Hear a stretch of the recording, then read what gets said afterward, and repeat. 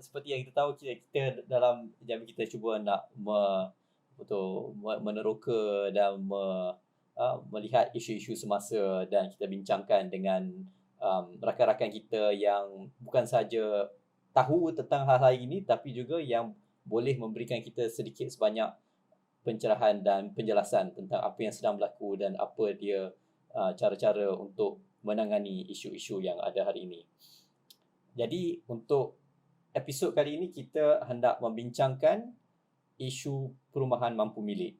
Dan sudah tentu ini satu isu yang sangat hangat diperbahaskan sebelum berlaku pandemik COVID-19 pun kita dah menghadapi situasi yang agak getir dalam berkitarkan masalah perumahan mampu milik, dan kini setelah dan kita masih lagi sedang melalui suasana pandemik dan suasana di mana negara-negara di seluruh dunia menyuruh rakyat masing-masing duduk di rumah ataupun bekerja daripada rumah, dan kesannya seperti yang kita dapat lihat telah memberi kesan yang agak beratlah kepada ekonomi di seluruh dunia, dan khususnya dekat Malaysia sekali.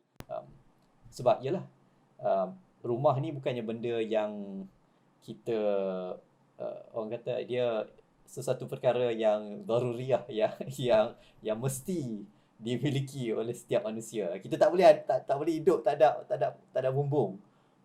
Dan cuma kita tak tahu untuk generasi semasa ni bagaimana kita nak orang kata nak ada macam mana kita nak boleh mampu memiliki satu tempat tinggal pada masa sama juga masih terus hidup. Jadi untuk membincangkan perkara ini hari ini, kita ada bersama kita ialah Dr. Arif Daud. Saya rasa kita boleh teruslah kepada soalan-soalan yang hendak ditanyakan.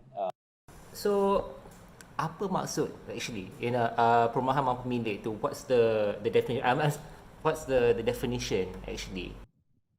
Definisi rumah mampu milik ni kalau ikut definisi dia, ulama-ulama dia masih bergaduh lagi.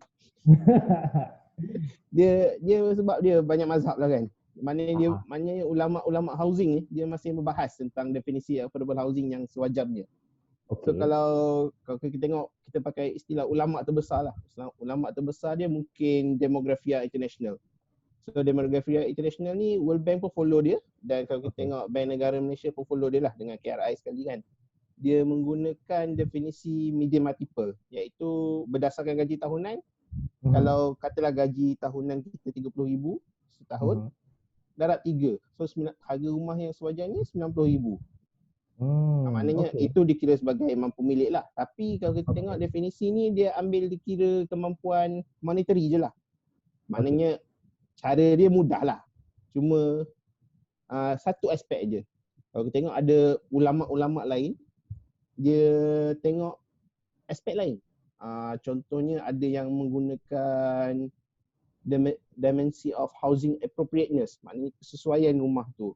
Dia gunakan 4 dimensi, contohnya affordability, accessibility, adequacy dan amenity. Apa maksudnya? Sebab macam apa dia affordability, appropriate. Maknanya dia tengok kepada affordability, iaitu kemampuan. Maknanya itu dia tengok pada sudut harga.